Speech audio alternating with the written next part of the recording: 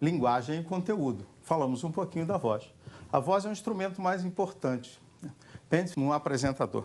É claro que esse não é um curso de oratória para você treinar a sua dicção, mas pense bem. Articule suas palavras, né? Cada sílaba deve ser entendida.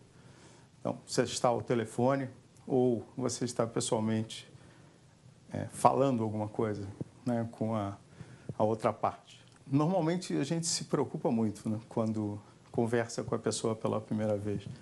Lembra, né? Ou pense bem, a última vez que você falou pela primeira vez com alguma pessoa. Provavelmente você adequou os termos, né? Evitou usar algumas gírias ou expressões técnicas, né? Procurou se ajustar, né? E procurou demonstrar segurança. Procurou evitar algumas palavras de apoio, como bem, é, assim, né? Que talvez elas demonstrem alguma insegurança. Então, naturalmente, a gente já faz isso. Provavelmente também procurou trabalhar o seu tom de voz. Lembre-se, né? A sua voz tem isso, tom e volume, né? O tom da voz pode, né? É o grave e o agudo. O volume, a altura.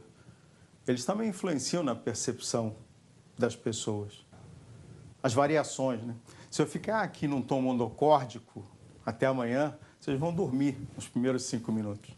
Você vai tentar variar o ritmo, o volume da voz, para dar mais intensidade, importância, diferente a cada informação. E o ritmo? Se eu falar muito rápido ou muito lentamente, eu posso dispersar o público e dificultar a compreensão do conteúdo. As pausas podem dar ênfase ao texto.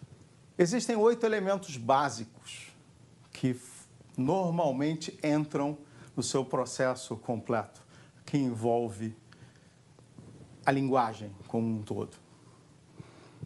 A linguagem, propriamente dito, com a sua forma, ou seja, a maneira como eu digo, como eu projeto as palavras que eu coloco no meu processo de comunicação. A voz, como acabamos de citar, e o olhar. A linguagem corporal, e aí separada do olhar, todo o resto do seu corpo. O tempo. Você tem que dar o tempo, e qual é o tempo? O tempo do seu receptor, não é o seu tempo.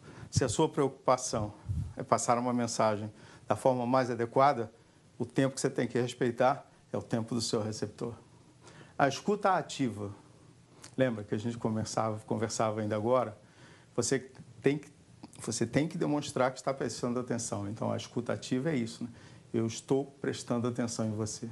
Então, essa programação mental, que é o que a gente chama de um dos elementos, tem que estar ocorrendo na sua cabeça, né? Você tem que estar fazendo isso o tempo todo, sem se dispersar. Essa postura tem que ser positiva, né?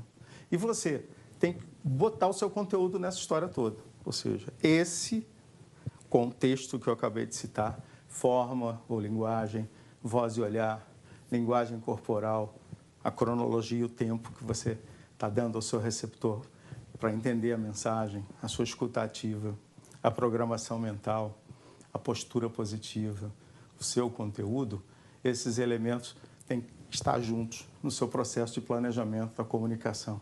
Mas então a gente precisa planejar a comunicação? Claro. Isso é a coisa mais importante. Se você perguntar a qualquer líder de qualquer corporação, ele vai dizer assim, você pergunta para ele ou para ela, qual é o seu problema maior se você pensar, né, na sua organização? Ele vai dizer assim, comunicação. E aí, em qualquer nível, as pessoas não têm tempo para se comunicar muito bem. E isso parece um paradoxo, né? Porque a comunicação, quanto melhor ela andar, quanto mais a comunicação for boa, melhor ocorram as soluções de problemas.